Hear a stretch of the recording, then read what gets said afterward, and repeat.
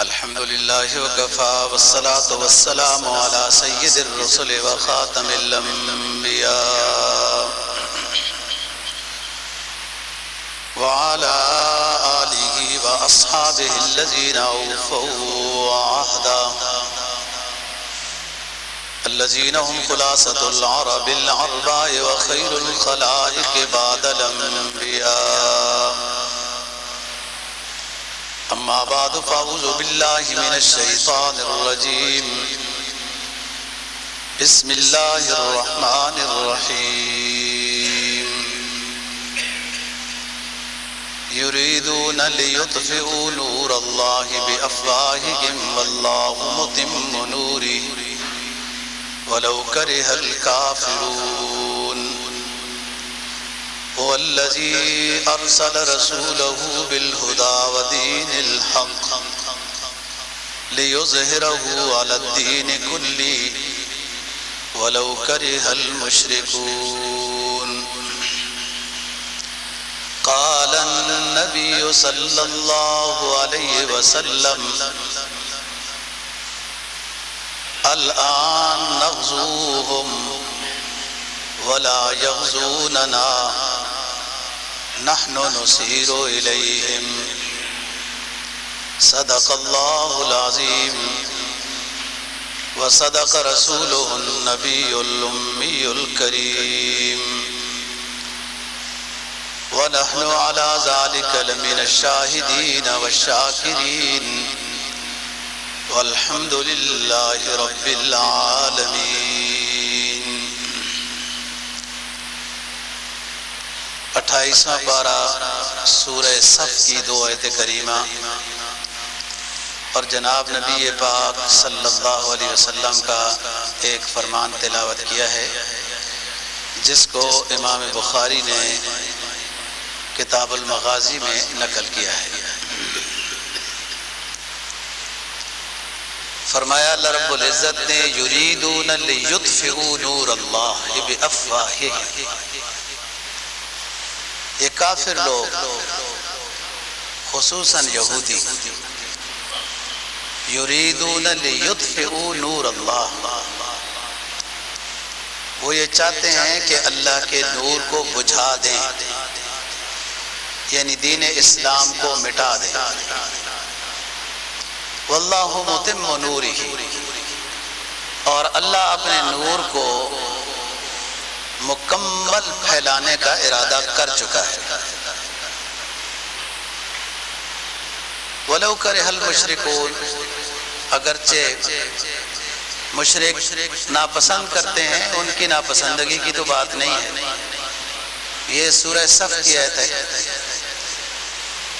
سورہ توبہ میں 10ویں پارے میں یوں فرمایا: یریدون ان یطفئوا نور اللہ بافواہہم ویأبی اللہ الا ان یتم نورہ ولو کرہ الکافرون. یہ کافر لوگ اسلام کی روشنی کو بجھانا چاہتے ہیں اور اللہ یہ فیصلہ کر چکے ہیں کہ اسلام کی روشنی کو پھیلائیں گے. اور کافر تو کافری اس لیے ہے کہ وہ اسلام کی روشنی کو پھلتا پھولتا پسند نہیں کرتا. سورہ صف کی دوسری ہے: هو الذی ارسل رسولہ بالہدی ودین الحق.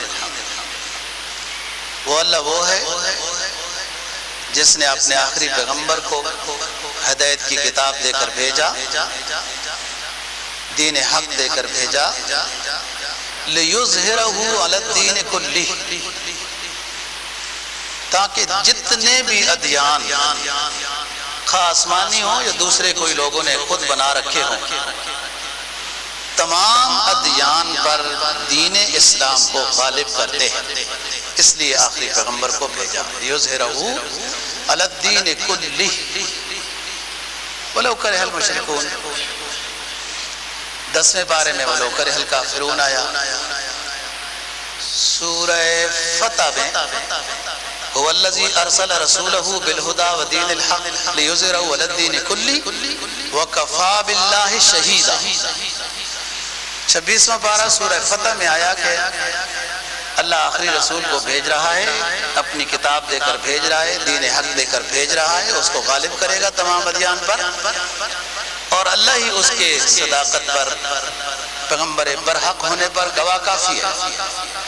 محمد الرسول اللہ والذین معہ اشداء علی الکفار رحماء بینہم۔ اللہ تعالیٰ نبی کو ایک ایسی جماعت عطا کرے گا جو اپنوں کے ساتھ نرم، کفار کے مقابلے میں سخت ہو۔ یہ جماعت ایسی مضبوط جماعت اللہ تیار کرے گا، اور اللہ اس جماعت کو واسطہ بنائے گا، سبب کے طور پر اللہ اس جماعت کو استعمال کرے گا، یعنی حضرات صحابہ کو، کہ جو دین اسلام کو غالب کریں گے، نافذ کر کے رکھیں گے۔ گزشتہ جمعے پر ہم نے بات یہاں تک چھوڑی تھی کہ مذہب کیا ہے، ملت کیا ہے، دین کیا ہے، یہ کیا اصطلاحیں ہیں، اور ہم سے غلطی کیا ہو رہی ہے کہ اتنی دعائیں ہوتی ہیں اور بظاہر ایسا لگتا ہے کہ قبول نہیں ہوتی۔ بات یہ ہے دوستو، ان الدین عند اللہ الاسلام، اب دین صرف اسلام ہے۔ پہلے خواہ آسمانی کتابیں آئیں، آسمانی اللہ تعالیٰ نے ہدایات بھیجی، وہ اپنے اپنے دور کے لیے تھی، وہ منسوخ ہو گئی، ختم ہو گئی۔ اب آخری پیغمبر آ گیا، ان کی تعلیمات، ان کا مذہب، ان کا دین، قیامت تک یہی دین رہے گا اور کوئی نیا دین نہیں آئے گا۔ کوئی نیا راستہ، کوئی نیا دین پیش بھی کرے گا تو قبول نہیں کیا جائے گا، جیسے جھوٹے نبی آئے، یا اکبر نے دین الہی، اکبر بادشاہ نے دین الہی کا فارمولہ پیش کیا تھا وغیرہ، جس کو قرآن مجید نے سورہ آل عمران میں تیسرا پارہ ختم ہو رہا ہے، فرمایا وَمَن يَبْتَغِ غَيْرَ الْإِسْلَامِ دِينًا فَلَن يُقْبَلَ مِنْهُ۔ اب جب آخری رسول آ گیا، آخری شریعت آ گئی، مکمل ضابطہ حیات آ گیا، اب اس دین اسلام کے علاوہ کوئی اور راستہ کوئی تلاش کرتا ہے، فَلَن يُقْبَلَ مِنْهُ وَهُوَ فِي الْآخِرَةِ مِنَ الْخَاسِرِينَ، وہ نقصان میں ہوگا، وہ غلط راستہ ہے۔ اب صرف ایک راستہ ہے،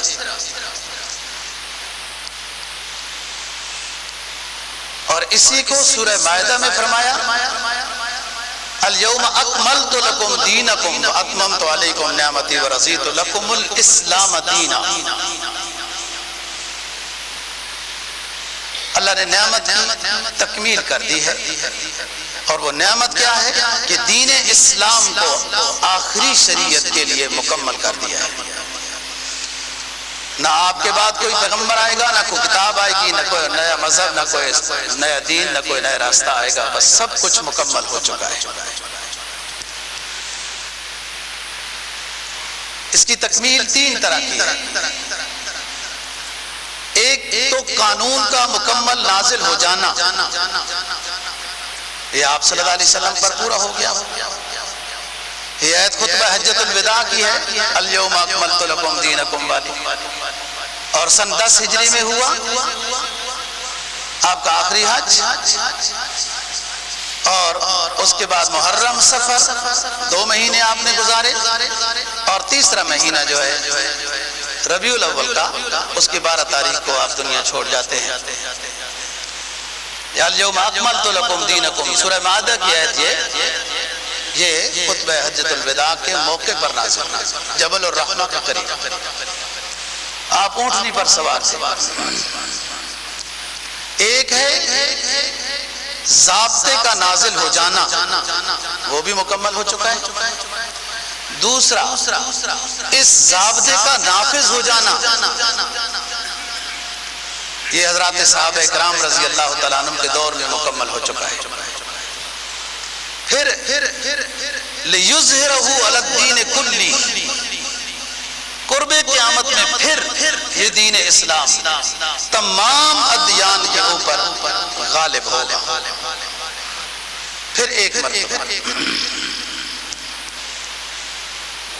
مذہب کس کو کہتے ہیں، ملت کس کو کہتے ہیں، مسلک کس کو کہتے ہیں، دین کس کو کہتے ہیں، اسلام کیا ہے، مومن کیا ہے، مسلم کیا ہے، یہ اصطلاحی الفاظ ہیں، ان کو سمجھنے کی ضرورت ہے۔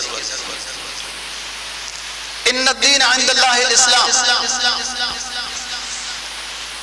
اب دین یعنی دنیا میں رہنے کا ضابطہ حیات وہ صرف اسلام دے گا، ہر لحاظ سے، عقائد سے لے کر مارکیٹ تک، پیدائش سے لے کر وفات تک، نبی آخر الزمان سے لے کر قیامت تک، اصول اور ضابطہ اسلام دے گا۔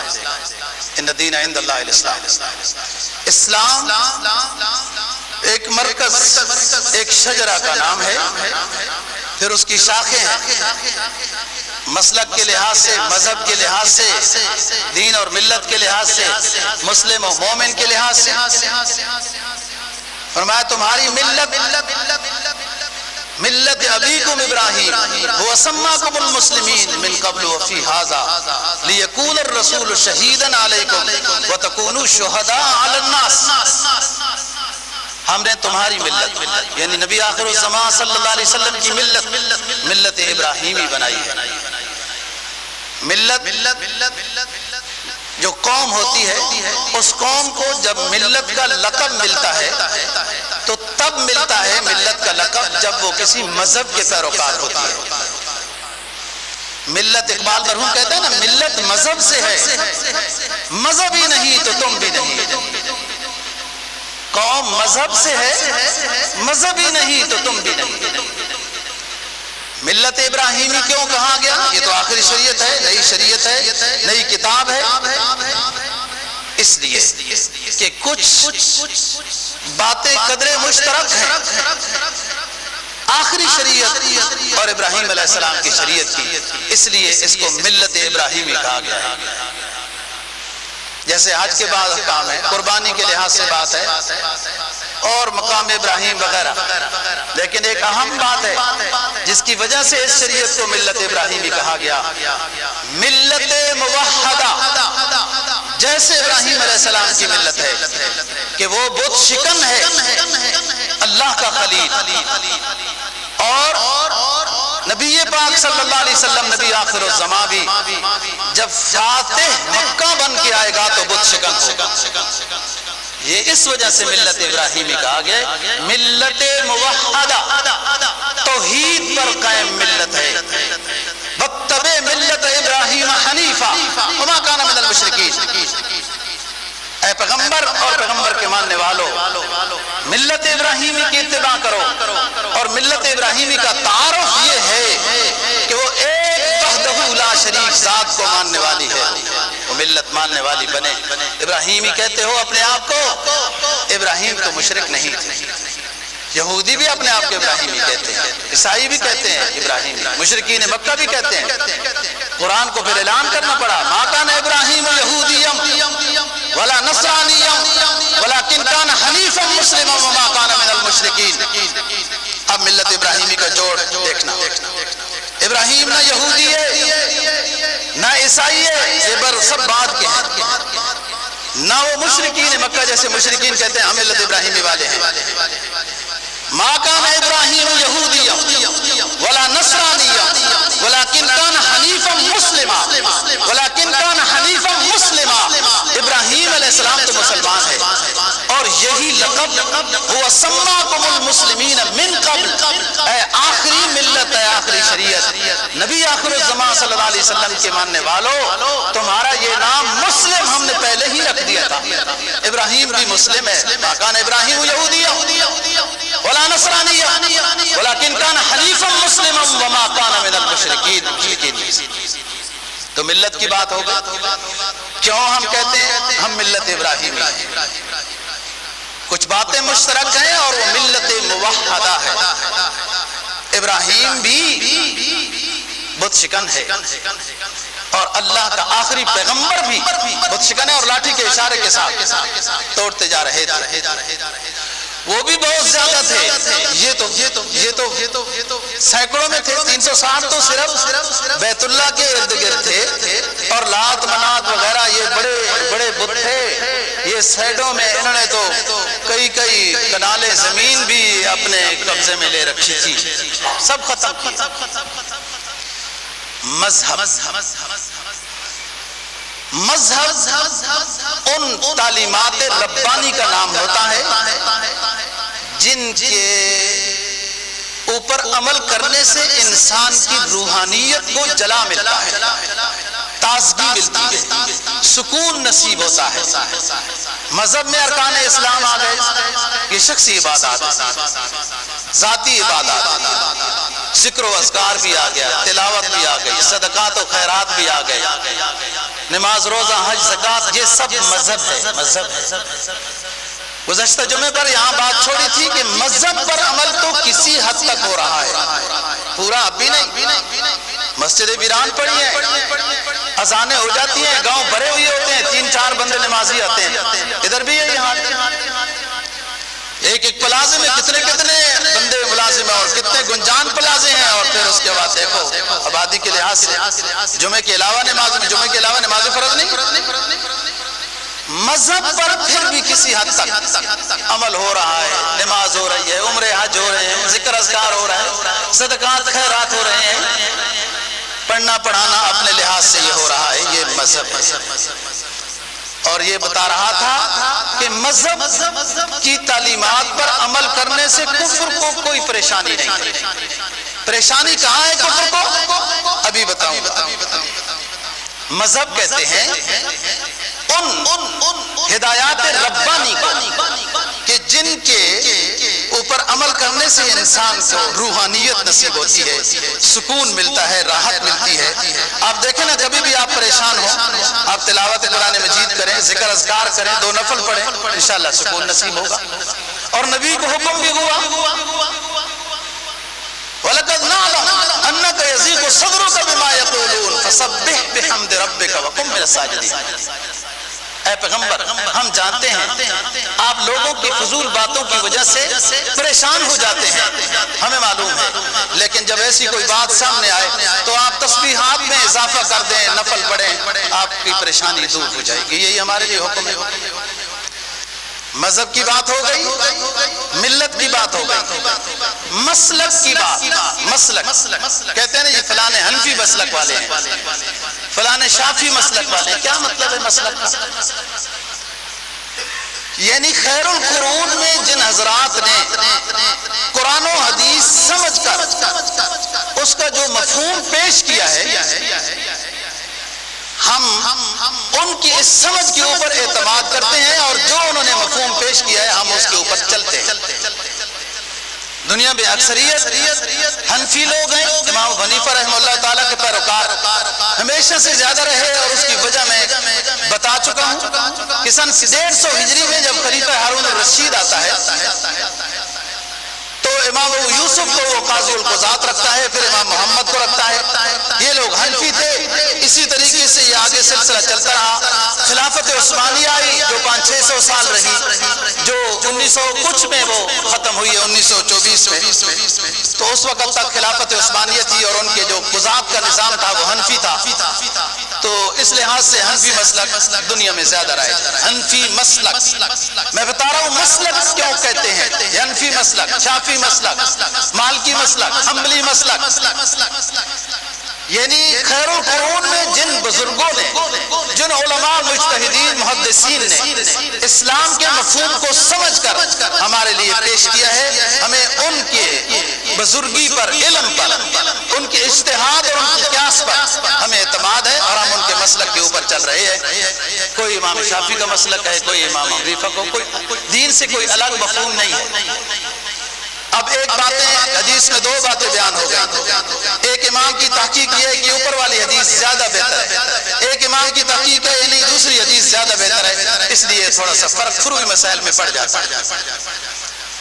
مسلک کی بات ہو گئی، ملت کی بات ہو گئی، مذہب کی بات ہو گئی۔ مسلم، مومن، مسلم مومن، یہ بھی ایک اصطلاحی لفظ ہے۔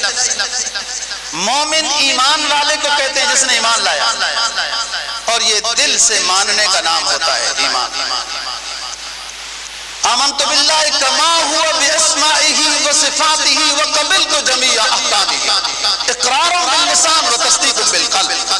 یہ ایمان ہے، جو کچھ اللہ نے فرما دیا، جو کچھ اللہ کی شان ہے، ہمارا اس پر ایمان ہے، ہم دل سے مانتے ہیں، زبان سے بولتے ہیں۔ اسی کو ایمان مفصل میں بیان فرمایا، آمنت باللہ وملائکتہ وکتبہ ورسلہ والیوم الآخر والقدر خیرہ وشرہ من اللہ تعالی والبعث بعد الموت۔ ہمارا ایمان ہے اللہ پر، اس کے رسولوں پر، اس کے فرشتوں پر، اس کی کتابوں پر، آخرت پر، جنت پر، دوزخ پر، خیر پر، شر پر، تقدیر پر، تمام چیزوں پر ہمارا ایمان، اور نبی آخر الزمان صلی اللہ علیہ وسلم اللہ کا آخری حبیب، آخری شریعت پر بھی ہمارا ایمان ہے۔ یہ ایمان ہے، یہ دل سے ماننے کا نام ہے۔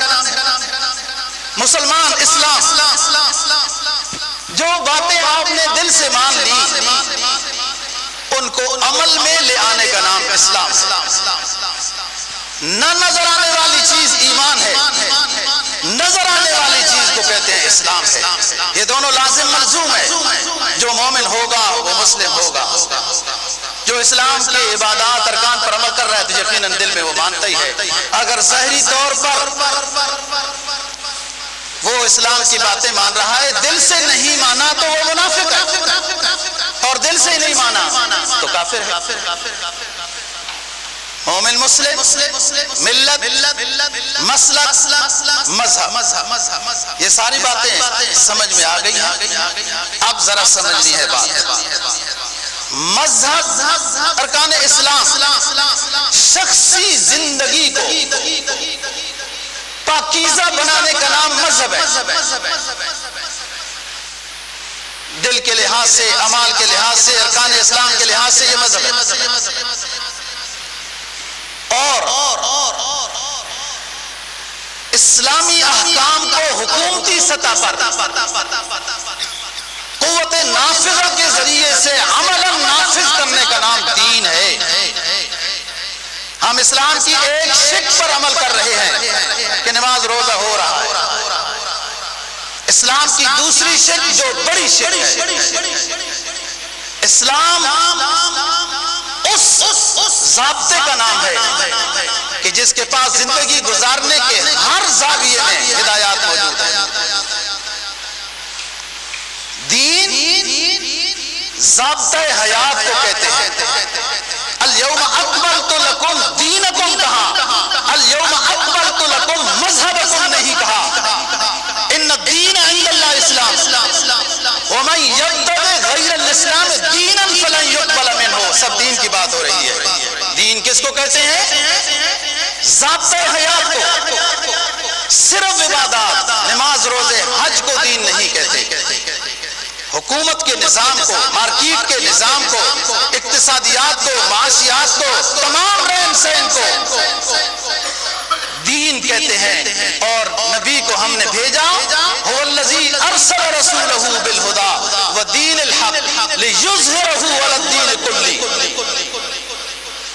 میں بات گزشتہ جمعے پہ کر رہا تھا، ہندوستان میں بھی جب تھے، جب ایک علاقہ تھا، جب انگریز بھی تھا تو نماز تو کسی حد تک ہو ہی رہی تھی، روزہ بھی ہو رہا تھا، عیدیں بھی ہوتی تھی۔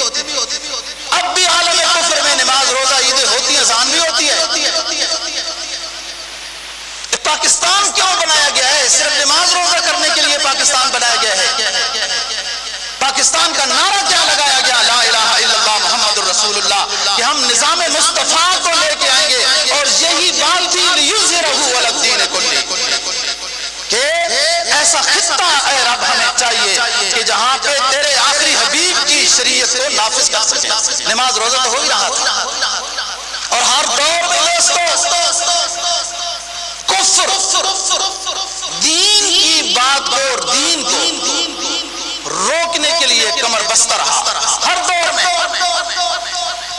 بھائی دیکھو، مکی دور تو مشکل ہے ہی، آپ کا 10 سالہ دور، 13 سالہ دور ہے مکی کا، کتنا ظلم و ستم تھا، اور آپ کی طرف سے صبر۔ آپ مدینہ میں آ گئے، ہجرت ہو گئی، اب کافروں کو کیا تکلیف ہے مشرکین مکہ کو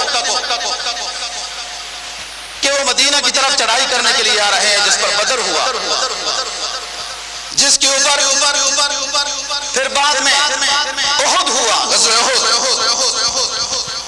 بعد میں غزوہ احزاب ہوا وغیرہ۔ آپ تو مدینہ میں آباد ہو گئے، پھر کفر کیوں آپ صلی اللہ علیہ وسلم اور مسلمانوں کو مارنے کے لیے آتا ہے؟ کیوں؟ اس لیے کہ اس پیغام کو دبانا ہے۔ نبی جو سسٹم لے کے آیا وہ ریاست بنا لے گا، حکومت بنا لے گا، اور لیظہرہ علی الدین کلی جب بن جائے گا تو ہمارا رہنا مشکل ہو جائے گا۔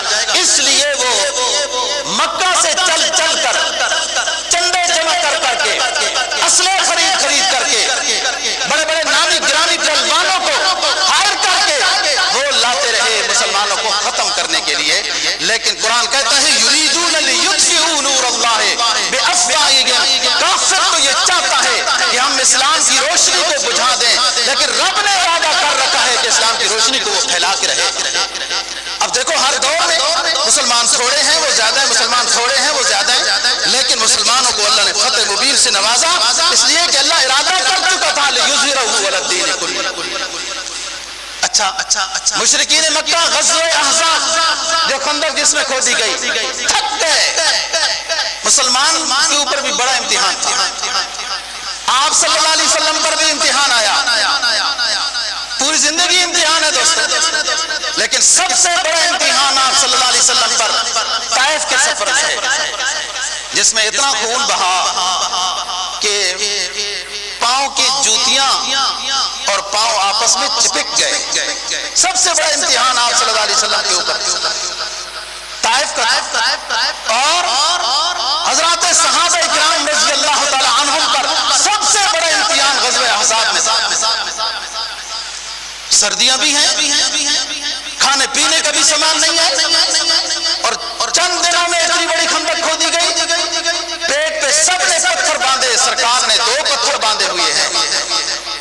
اور میں جو بتاتا رہتا ہوں مدد و نصرت، آپ کے معجزات، اکثر معجزات، مدد و نصرت کے واقعات سرکار دو جہاں صلی اللہ علیہ وسلم یا حضرات صحابہ کرام کے ساتھ جو پیش آئے وہ غزوات میں پیش آئے، جہادوں میں پیش آئے۔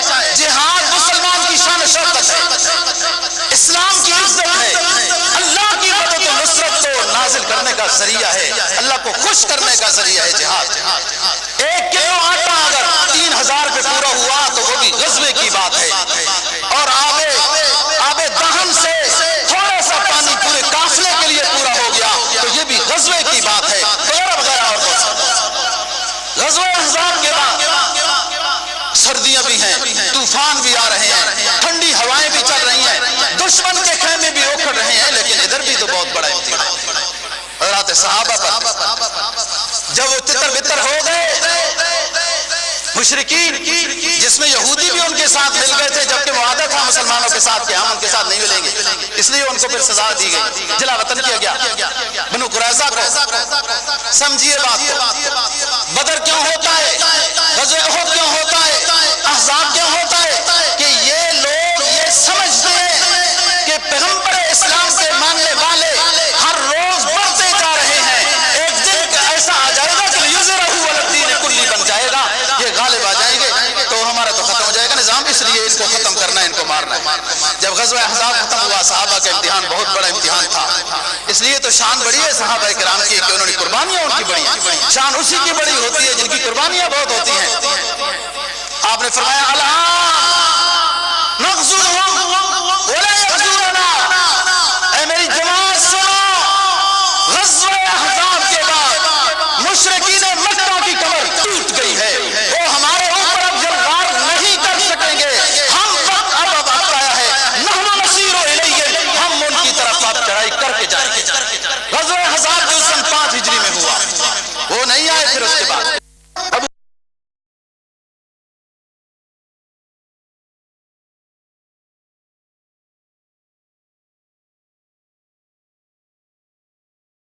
کو بھیجا جاتا ہے، تبوک کا مارکہ وجود میں آتا ہے، سن 9 ہجری میں حج کے لیے بھیجا جاتا ہے، اور حضرت علی کے ذریعے سے اعلان کرایا جاتا ہے کہ سن لو مکہ کے مشرکوں اور دنیا کے مشرکوں کافروں، سن لو، آج کے بعد کافر مکہ کا طواف نہیں کر سکے گا.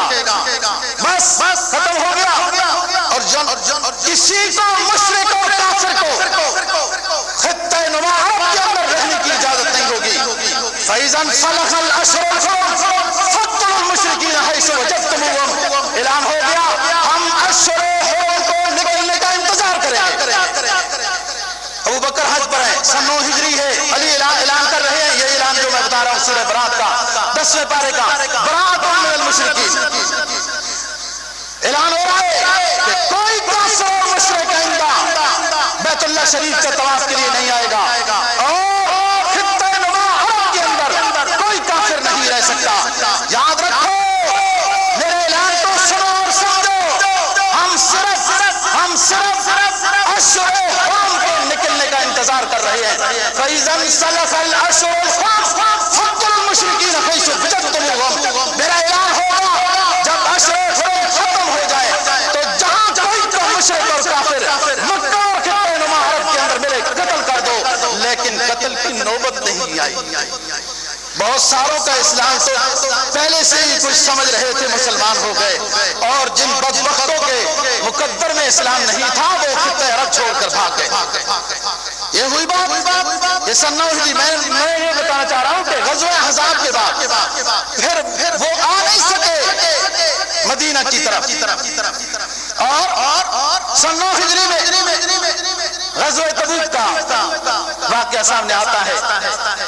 جو روم جو اس وقت کے لحاظ سے بہت بڑی پاور شمار ہوتی تھی, یہ روم جس کے تحت اندلس بھی تھا, مصر بھی تھا, شام بھی تھا, انگلستان بھی تھا, یہ سارے علاقے جس کو قیصر کہتے ہیں, روم کا نام لے کے ڈر جاتے تھے لوگ. اور دوسرا کسرا جس کو ایرانی کہتے ہیں, فارسی آتش پرست, جس کے تحت ہندوستان بھی تھا, ترکستان بھی تھا, عراق کا کچھ حصہ تھا, یہ سارے علاقے تھے. یہ دوسری سپر پاور تھی. لاکھوں میں ان کی فوج تھی دوستو, لاکھوں میں فوج. جب محمد عربی خاتم الانبیاء صلی اللہ علیہ وسلم کو پتہ چلا کہ قیصر و کسریٰ کا مشورہ ہو گیا, یہ کافر آپس میں اختلاف رکھتے ہیں لیکن مسلمانوں کے بارے میں یہ سب ایک ہیں دوستو, سب ایک ہیں. کہاں مجوسی آپ کی پوجا کرنے والے, اور کہاں عیسائی رومی جو اللہ کو, عیسیٰ علیہ السلام اور اپنی کتاب انجیل کو ماننے والے, جو دہری اور انقطاع کتاب دونوں جڑ گئے کہ مسلمانوں کو تو ختم کرنے میں متفق ہو گئے. لاکھوں کی فوج رکھتے آپ صلی اللہ علیہ وسلم کو پتہ چلا, آپ نے ذرات صحابہ میں اعلان کیا 30,000 صحابی ہیں, 30,000 مجاہدین اسلام ہیں. آپ تبوک مقام کے اوپر 15 دن ٹھہرتے حل میں مبارز کا اعلان کرتے ہیں, ہے کوئی ہمارے مقابلے میں آنے والا تو آ جاؤ. وہ روم جو اتنی فوج لاکھوں رکھتا تھا, بڑی طاقت شمار ہوتا تھا, اسی طرح کسریٰ بھی اس کے ساتھ تھا, ایرانی, لیکن باہر ہی نہیں نکلے. اللہ نے مدد عطا کی, نکل کے صحرا سے جس نے روما کی سلطنت کو الٹ دیا تھا, نکل سے اقبال مرحوم کہتے ہیں نا, نکل کے صحرا سے جس نے روما کی سلطنت کو الٹ دیا تھا, سنا یہ کچھیوں سے میں نے, پھر وہ سے ہوشیار ہوگا. ایک دو پھر بھی یہ ہوگا, یہ سارے علاقے لِيُظْهِرَهُ عَلَى الدِّينِ كُلِّهِ کے تحت ہو جائیں گے. تو بات کر رہا ہوں دوستو, یہ دشمن کسریٰ و کسریٰ ہو, قیصر و کسریٰ ہو یا کوئی بھی ہو, یہ سارے مدینہ والوں کو ختم کرنے کی کیوں کوششیں کر رہے ہیں؟ وہ تو اپنے علاقے میں اپنے گھر میں رہ رہے ہیں. کبھی مکہ والے آتے ہیں, کبھی یہ پروگرام, کیوں؟ لِيُظْهِرَهُ عَلَى الدِّينِ كُلِّهِ, تاکہ مسلمانوں کا یہ دین غالب نہ ہو جائے. آئے دن یہ بڑھتے جا رہے ہیں. مذہب عبادات کا نام ہے, دین قوت نافذہ کا نام ہے, مذہب نماز پڑھنے کا نام ہے, دین نماز کے نظام کو نافذ کرنے کا نام ہے, مذہب زکوٰۃ دینے کا نام ہے, دین زکوٰۃ کے نظام کو نافذ کرنے کا نام ہے, مذہب دوسرے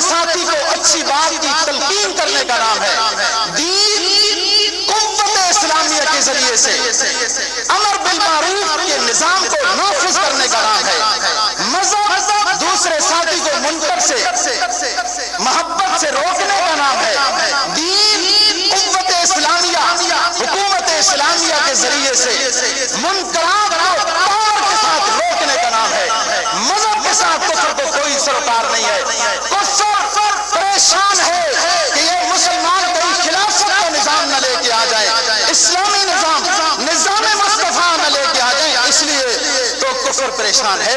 اور وہ کیوں گٹھ جوڑ کر رہے تھے، کیوں گٹھ جوڑ کر رہے تھے اور آئے تھے مدینہ میں آپ صلی اللہ علیہ وسلم اور حضرت صحابہ کو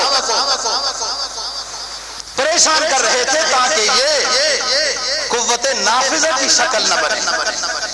اللہ نے قوت نافذہ کی شکل بنا کے دکھائی پورے خطہ عرب میں۔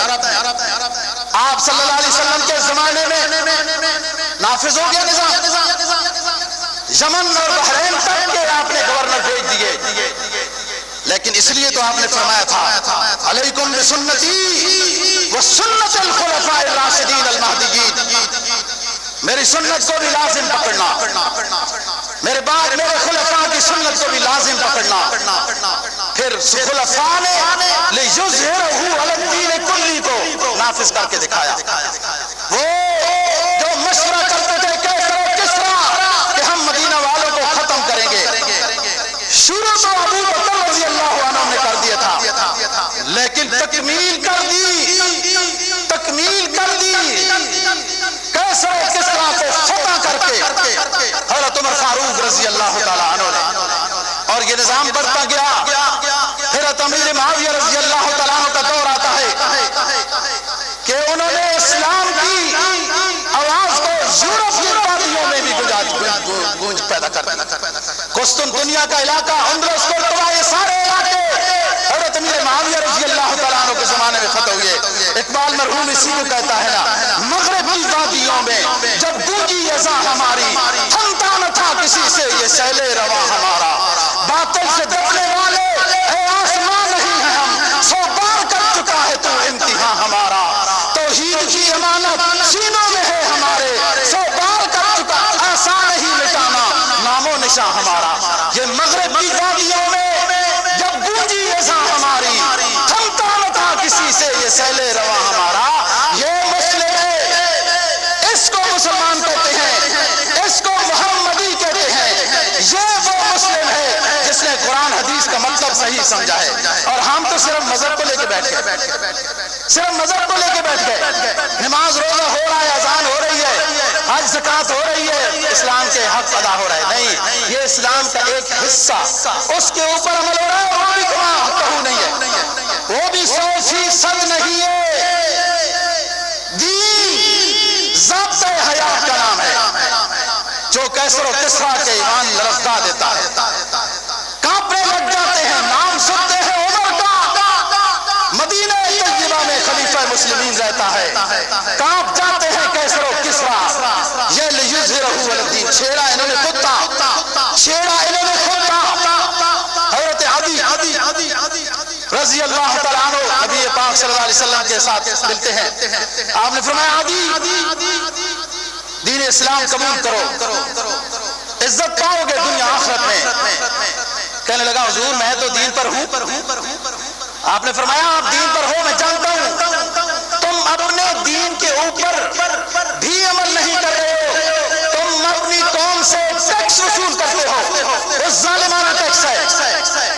کہا حضور کرتا ہوں، کہا تمہارے دین میں بھی اس کو منع کیا گیا ہے، اور سنو عدی میں یہ بتا رہا ہوں کہ تم اسلام اس لیے نہیں قبول کر رہے کہ تمہیں مسلمان کمزور نظر آ رہے۔ یاد رکھو اسلام کو ان قریب اللہ تعالیٰ غلبہ عطا کرنے والا ہے۔ ہیرا مقام سنائے، ہیرا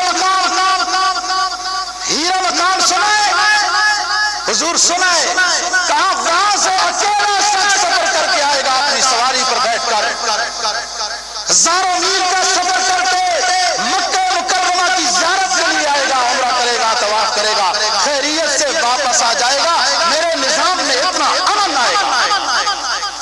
اور سنو دوسری بات جو تم مسلمانوں کو کمزور سمجھ رہے ہو،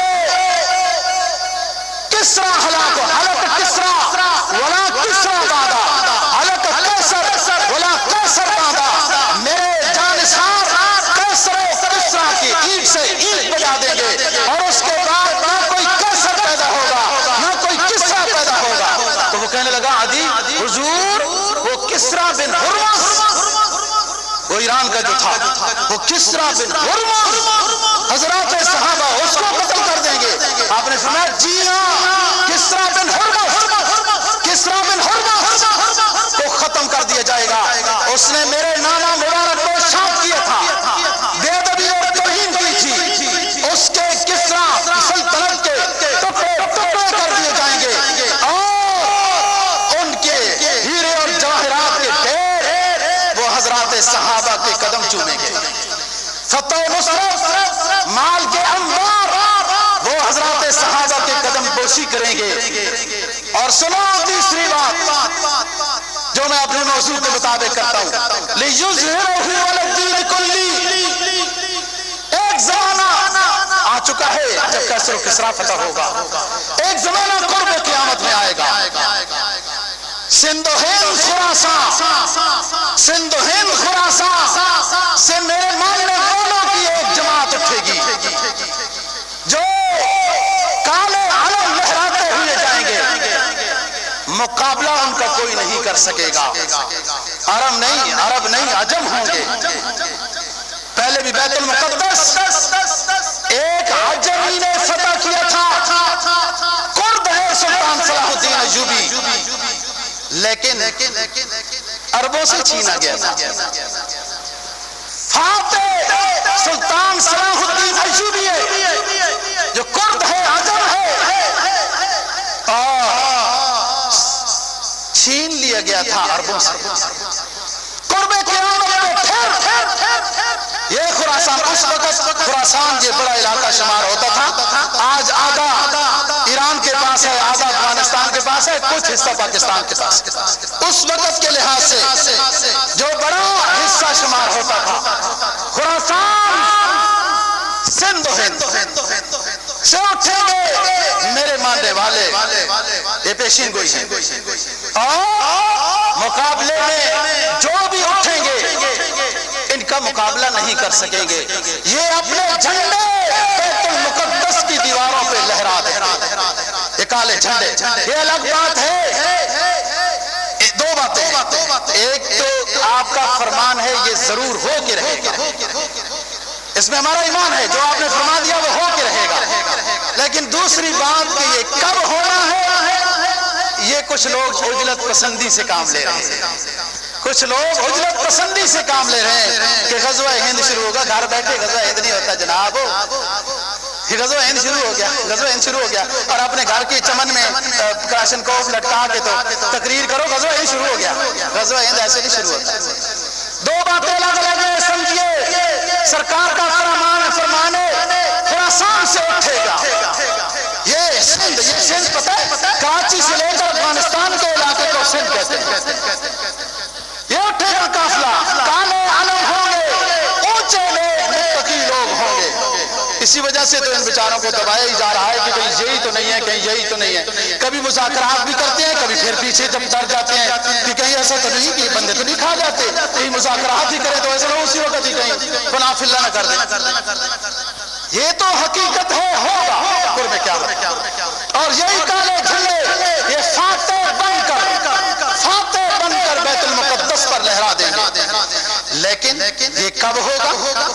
اس کے لیے بعض لوگ جو عجلت سے کام لے رہے ہیں یہ ٹھیک ہے، تو گھر بیٹھے نہیں ہوگا، اپنی کوٹھی کے چمن میں وردی پہن کر اور اس کے اوپر کلاشنکوف لہرا کر دنیا کو غزوہ ہند کی دعوت دینے سے یہ نہیں ہوگا، یہ گھر بیٹھے کشمیر بھی آزاد نہیں ہوگا، یہ علم جب لہرائیں گے وہ عملی جہاد شروع ہوگا، پھر اس کے بعد وہ خلافت کو نافذ کریں گے پوری دنیا پر، لِيُظْهِرَهُ عَلَى الدِّينِ كُلِّهِ۔ نبی پاک صلی اللہ علیہ وسلم کا فرمان ہے، میرے امتی اسلام کا پیغام لے کر شرق و غرب تک پہنچ جائیں گے، شرق و غرب تک پہنچ جائیں گے۔ اور پھر فرمایا کہ کوئی کچا گھر ہو یا پکا گھر ہو، شہروں میں ہو دیہاتوں میں ہو، صحراؤں میں ہو جنگلوں میں ہو، میرا امتی اسلام کا پیغام لے کے پہنچے گا۔ جو مان لیں گے وہ عزت پائیں گے، جو نہیں مانیں گے تباہ ہو جائیں گے۔ اس وقت اسلام پوری دنیا پہ لہرا جائے گا آخرت میں۔ اور پھر جب یہ قافلہ، یہ خراسانی قافلہ، اس کی مدد اسی کے زمانے میں کچھ لوگ تو مدد کر رہے ہوں گے۔ امام مہدی کا ظہور بھی اسی وقت ہوگا، حضرت عیسیٰ علیہ السلام بھی اسی وقت، اور یہ خلافت کا نظام پوری دنیا پہ رہے گا، ایک کافر بھی نہیں رہے گا۔ اقبال مرحوم اسی دکھ کو کہتا ہے، مسلمانوں کو سمجھاتا ہے، کہتے دیار مغرب کے رہنے والوں، خدا کی بستی دکان نہیں ہے۔ لوگوں نے آج دنیا کو عیاشی کا اڈا بنایا ہوا ہے، سمندر کی موجوں میں لاؤ لہب ہے، صحراؤں میں لاؤ لہب ہے، بازاروں میں اللہ کے عذاب کو دعوت دینے کی باتیں کی جاتی ہیں۔ اقبال مرحوم کہتے ہیں دیار مغرب کے رہنے والوں، خدا کی بستی دکان نہیں ہے۔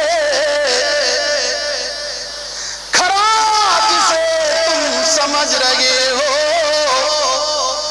عیاشی کو، سودی نظام کو، اللہ کے عذاب کی دعوت دینے والے پروگرام، کھرا جس کو تم سمجھ رہے ہو اب ذرے کم معیار ہوگا۔ جسے تم کھرا سمجھ رہے ہو، سونا سمجھ رہے ہو، اپنی کامیابی کا ذریعہ سمجھ رہے ہو، حقیقت میں یہ ملمس سازی ہے، تمہیں دنیا نے دھوکہ دے دیا ہے، یہ کامیابی نہیں ہے۔ کامیابی کا پیغام میرا آخری حبیب امام الانبیاء صلی اللہ علیہ وسلم لے کر آیا ہے۔ تمہاری تہذیب اپنے خنجر سے آپ ہی خودکشی کرے گی۔ او مسلمانوں، او بلیوریا والے پڑھے لکھے دوستو، دنیا یورپ کو دیکھ کر اپنے منہ سے پانی گرانے لگ جاتی ہے۔ ہائے یورپ، ہائے یورپ، اپنے پیغمبر نے، اپنی پیغمبر کی نورانی تعلیمات میں اس مسلم کو کیوں کچھ نظر نہیں آیا؟ تمہاری تہذیب، یورپ مخاطب ہے، کافر مخاطب ہے، تمہاری تہذیب اپنے خنجر سے آپ ہی خودکشی کرے گی۔ تمہاری تہذیب اپنے خنجر سے آپ ہی خودکشی کرے گی۔ جو شاخ نازک پہ آشیاں ہو، جو شاخ نازک پہ آشیانہ ہو، وہی تو ناپائیدار ہوگا۔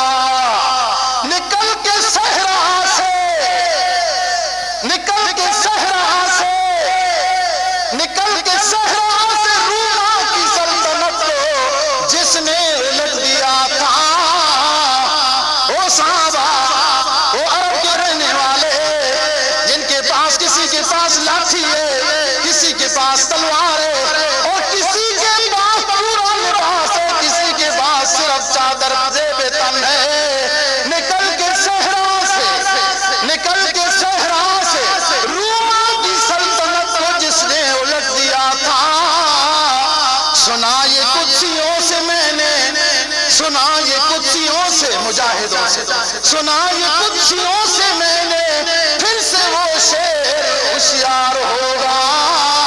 باقی بات انشاءاللہ اسی جگہ سے اگلے جمعے کو شروع کریں گے۔ اللہ دین کی سمجھ اور عمل کی توفیق نصیب۔